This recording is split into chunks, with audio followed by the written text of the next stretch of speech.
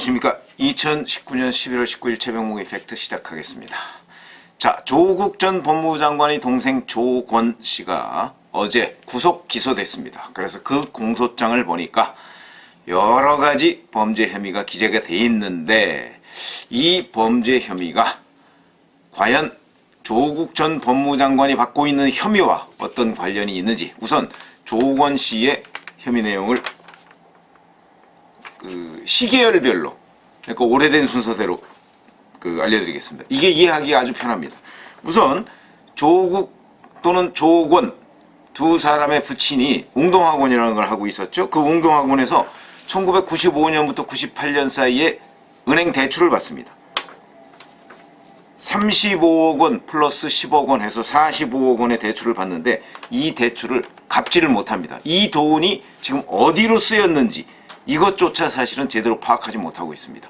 그 부분과 관련해서 조국 전 장관 측은 채권자들한테 갚았다 얘기하는데 그 중에 못 받았다고 하는 채권자들이 몇 명 나왔기 때문에 아마 이 돈의 출처, 이것이 과연 어디로 출처가 아니고 이 돈이 어디로 쓰여졌는가, 이 부분도 앞으로 계속 수사해야 될 부분이긴 합니다만 어쨌든 이 45억 원의 절반 정도를 못 갚았습니다. 그리고서 시간이 지나니까 이게 이제 문제가 된 겁니다. 그래서 절반 정도를 못 갚은 상황에서 시간이 지나니까 이제 이 은행들이 이 채권을 캠코, 한국자산관리공사로 넘긴 거죠. 그러니까 자산관리공사가 그 자산을 넘겨받아서 그것을 가압류를 하려고 합니다. 웅동학원의 재산에 대해서 가압류. 왜냐하면 압류 신청을 해놓고 일단 압류를 해놓고 나면 이제 돈을 받을 수가 있으니까 가압류를 하려고 하니까 이 웅동학원에서 보니까 이거 큰일 났거든요. 그게 가압류되면 처분이나 관리 같은 것이 제대로 안 될 거 아니겠습니까? 그러니까 2006년 10월에 가서 이제 조국 전 법무장관의 동생인 조건 씨가 이거 그대로 놔둬서는 안 되겠다. 또는 이게 이제 조건 씨와 그 조건 씨의 부친 웅동학원 이사장이었죠, 당시. 두 사람이 공모를 했을 가능성이 굉장히 많습니다. 그대로 놔두면 캠코로부터 가압류를 당할 테니까 이 가압류를 좀 피해보자라는 차원에서 있지도 않은, 왜냐하면 조국 전 법무장관의 동생인 조건 씨가 그 당시에 건설회사를 하는 거로 돼 있었거든요. 그러니까 있지도 않은 공사계약을 맺은 것처럼 합니다. 거기서 나온 게 가짜 공사계약서다. 이런 것이죠. 그 다음에 채권 양도계약서. 요 두 가지를 작성을 합니다. 채권 양도계약서와 가짜 공사계약. 그러니까 공사를 실제는 하지도 않으면서 공사를 한 것처럼 가짜 공사계약서를 작성을 하죠. 이래서 그 다음에 채권 양도계약서까지. 그러니까 공사를 조국 전 장관의 부친이 공사를 자기 아들, 둘째 아들한테 준 것처럼 해서 공사계약을 맺으니까, 그러니까 돈을 줘야 될 거 아닙니까? 돈을 준 거는 채권, 그 채권에 대한 양도계약을 또 맺습니다. 그래서 조건이 51억 원의 채권을, 웅동학원에 대한 채권을 확보합니다. 그러니까 이제 결국 조국 부친이 조국의 동생한테 51억 원을 줘야 한다. 그러니까 동생이 채권을 확보했다는 뜻이죠. 51억 원을 줘야 한다. 이런 이제 가짜 계약서를 만든 겁니다. 그리고 나서 이게 2006년 10월입니다. 그로부터 열흘쯤 뒤에, 10월 말이죠. 열흘쯤 뒤인 2006년 11월 10일쯤에 조국 부친이 자기 둘째 아들을 재단 사무국장에, 법인 사무국장에 임명을 합니다. 잘 보세요. 이게 무슨 얘기냐면, 자, 조국 부친이 있습니다. 그런데 자기 둘째 아들하고 둘째 아들한테 채권을 양도하는 51억 원을 둘째 아들한테 갚아야 되는 그런 증명서를 만들고 둘째 아들을 그 열흘 뒤에 재단 사무국장에 앉힙니다. 그런데 캠코 소송은 진행되고 있죠. 그렇게 되니까 이제 무슨 얘기냐면, 동생이, 그러니까 조국 전 장관의 동생이 자기 아버지한테 51억 원을 받을 게 있고 캠코 소송은 진행이 되고 있고, 그 상황에서 이제 시간이 흐르니까 이게 소멸시효가 10년입니다. 이 채권의 소멸시효가. 그래서 10년이니까 이제 2017년 2월 달에 다시 소송을 합니다. 소송을 해서 이제 소멸시효를 연장을 해놓은 거죠. 요거와 별개로.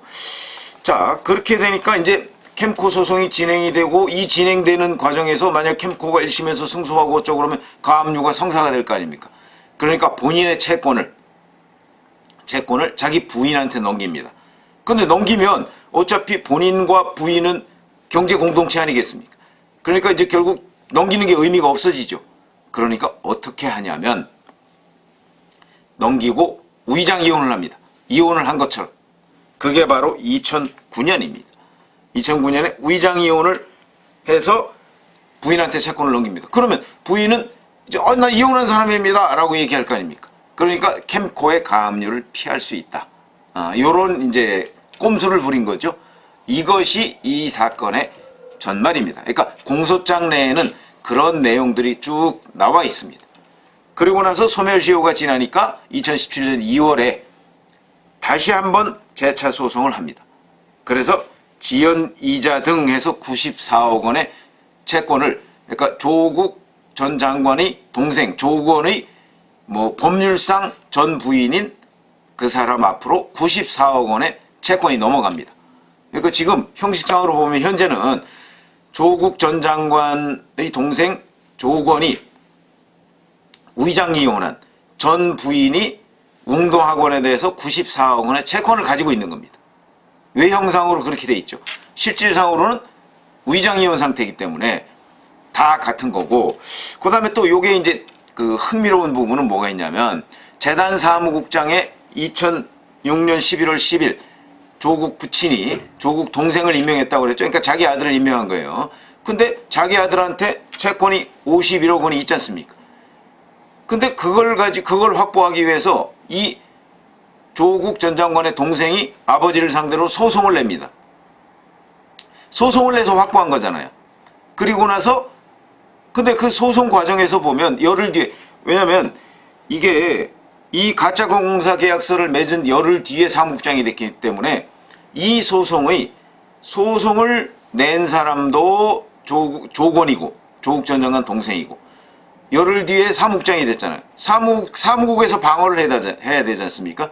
그러니까 방어하는 사람도 조국 전 장관의 동생이 된 겁니다. 그러니까 한 사람이 소송을 내고 방어하고, 이런 소송 보셨습니까? 전형적으로 장난치는 소송이죠. 그리고 위장 소송입니다. 위장 소송. 그러니까 한 사람이 조국 전 장관의 동생이 소송을 내고 본인이 가서 방어합니다. 본인이 어떻게 방어합니까? 무변론으로. 변론을 안 합니다. 그래서 졌습니다. 그러니까 조건이 조건한테 진 겁니다. 실질적으로는 조건이라는 사람이 있는 건설회사가, 대표로 있는 건설회사가 웅동학원 재단을 상대로 한 소송에서 이긴 거죠. 근데 내용상으로 보면 조건이 조건한테 이긴 겁니다. 그걸 누가 만들어줬느냐? 조국 전 장관의 부친, 지금은 선친이죠. 선친이 만들어준 겁니다. 그러니까 이거는 전형적으로 짜고 치는 소송이고, 결국은 95년부터 98년까지 은행에서 대출받은 45억 원의 절반 정도, 그러니까 한 25억 원쯤 되겠죠. 그 25억 원쯤을 갚지 않기 위해서 벌인 그런 일종의 위장극이다. 이런 말씀을 드릴 수가 있겠습니다. 여기까지가 검찰의 공소장 내용입니다. 그러면 여기에 이제 과연 조국 전 장관은 2009년까지 이사였습니다. 이사였는데 어떤 식으로 관여가 돼 있을까? 조국 전 장관의 이름이 거기에도 나와 있긴 합니다만은 구체적인 역할 같은 건 전혀 나와 있지 않습니다. 더군다나 공범관계로도 나와 있지 않습니다. 거기에다가 조국 전 장관의 어머니 박정숙 이사장, 현재 웅동학원 이사장이죠. 이사장도 이름은 나오는데 구체적인 역할은 나와 있지 않습니다. 그건 아마 박정숙 이사장을 검찰이 아직 조사하기 이전이라 그런 점이 있고, 그 다음에 조국 전 장관과 관련해서는 한번 이제 검찰에 소환돼서 진술 거부권을 행사했죠. 그러니까 답변을 못 받았을 것입니다. 근데 2009년까지는 조국 전 장관이 거기 이사했기 때문에 과연 이런 사건을 알았느냐 몰랐느냐 라고 얘기를 했는데, 이제 그 부분이 관심이죠. 근데 현재 공소장에 보면 그 조국 전 장관의 동생인 조건이 이 위장 소송 부분에 관해서는 이사들한테 보고를 하지 않은 것으로 되어 있습니다. 그렇다면 적어도 웅동학원 위장 소송과 관련해서 공소장 대로라면 검찰이 여기에서 이제 조국 전 장관한테 이 부분을 아직 구체적으로 물어보지 않았으니까 그 부분을 숨겼는지는 모르겠으나 적어도 공소장에 나온 것만으로 본다면 이사들한테는 보고를 안 한 것으로 되어 있습니다. 그러면 조국 전 장관은 위장 소송과는 거리가 있다. 일단 이렇게 볼 수가 있겠죠. 위장 소송과는 거리가 있다. 그렇게 되면 이제 웅동학원 전체적인 그림하고 견주어 보면 조국 전 장관은 웅동학원 소송에 결정적으로 연루될 가능성은 좀 낮아졌다. 이렇게 봐야 되겠습니다.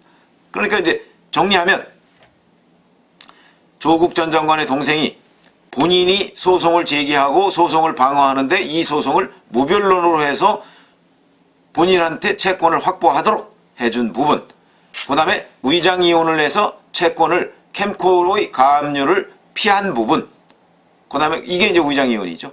이런 부분으로 이제 조국 전 장관의 동생이 구속 기소가 된 상태고, 웅동학원의 위장 소송과 관련해서는 현재 공소장으로 보면 당시 이사들한테 제대로 알리지 않은 것으로 되어 있기 때문에 그렇다면 조국 전 장관은 이 부분과 관련해서는 피해갈 수가 있는 그런 상황이 됐다. 그러나 보다 정확한 거는 박정숙 이사장, 그러니까 조국 전 장관의 모친이죠. 모친을 불러서 조사를 해봐야 되는 것이고, 그 다음에 또 두 번째는 조국 전 장관한테도 이 부분을 물어봐야 되는, 현재까지는 조건의 일방적인 진술과 자료, 이런 것만을 근거로 해서 판단을 내린 것이기 때문에 조국 전 장관의 진술 부분이 필요하다. 그런데 조국 전 장관은 뭐 이번 주에 소환이 되겠습니다만은 계속해서 진술 거부권을 행사할 것이다. 이렇게 지금 변호인 측이 밝히고 있는 점으로 봐서는 아마 웅동학원의 위장 소송과 관련한 조국 전 장관의 책임, 이 부분은 피해갈 수 있지 않을까, 이런 의미가 있습니다. 어찌됐든 간에 조국 전 장관의 아버지, 조국 전 장관의 동생, 이런 사람들의 행태를 보면 조국 전 장관이 그동안 기자간담회나 인사청문회나 이런 부분에서 밝혔던 내용, 거짓말, 모른다, 기억 안 난다와 같은 행태들, 이런 행태들과 조국 전 장관의 동생의 행태, 이것이 참 난영난제다. 그런 느낌이 듭니다. 감사합니다.